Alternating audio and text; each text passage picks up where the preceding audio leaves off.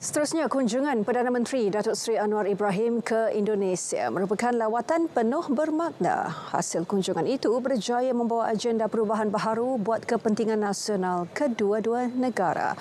Pertemuan empat mata kedua-dua pemimpin serumpun itu menjadi fokus dunia kerana kemesraan dan keakraban ternyata seperti yang diterjemahkan sebagai sahabat sejati.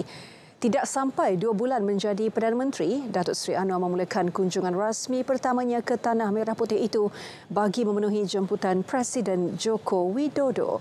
Malaysia-Indonesia semestinya mempunyai kesepakatan dalam hubungan diplomatik sebagai rakan ASEAN. Beberapa isu dua hala serantau dan antarabangsa dibincangkan dalam pertemuan dengan Presiden Jokowi. Ini termasuk kerjasama ekonomi sebagai rakan perdagangan dan pelaburan yang strategik. Pada hari pertama, 9 memorandum persefahaman dimeterai antara sektor swasta Malaysia dan Indonesia dengan jumlah projek bernilai anggaran 1.66 bilion ringgit. Malaysia juga menunjukkan minat mendalam untuk turut serta dalam pembangunan Ibu Kota Negara IKN Nusantara dengan menyerahkan 11 surat minat kepada pengerusi Nusantara. Malaysia yakin pertumbuhan Ibu Negara Baharu Indonesia Nusantara itu bakal memberi manfaat kepada Malaysia, terutama kepada Sabah dan Sarawak. Sehingga suku kedua 2022, pelaburan Malaysia di Indonesia berjumlah 59.8 bilion ringgit, manakala pelaburan di Malaysia 4.2 bilion ringgit. Datuk Seri Anwar juga berpeluang bertemu dan bersoal jawab dengan hampir 170 orang diaspora Malaysia dalam satu majlis makan malam di Kedutaan Negara.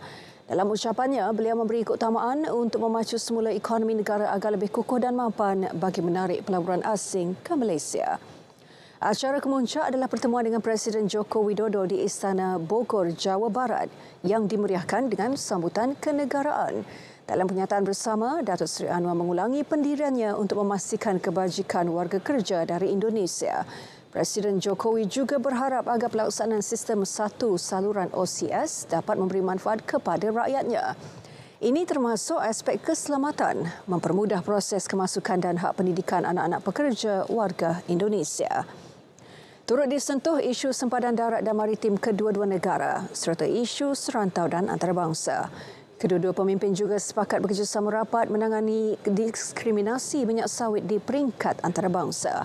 Presiden Jokowi turut menyambut baik minat pelabur Malaysia untuk meneroka peluang dalam pelbagai sektor seperti elektronik, kesihatan dan hartanah dalam pembangunan Nusantara. Di penghujung kunjungannya, Datuk Seri Anwar turut memukau tumpuan pendengar menerusi syarahan umumnya yang bertajuk Hubungan Strategik Malaysia-Indonesia.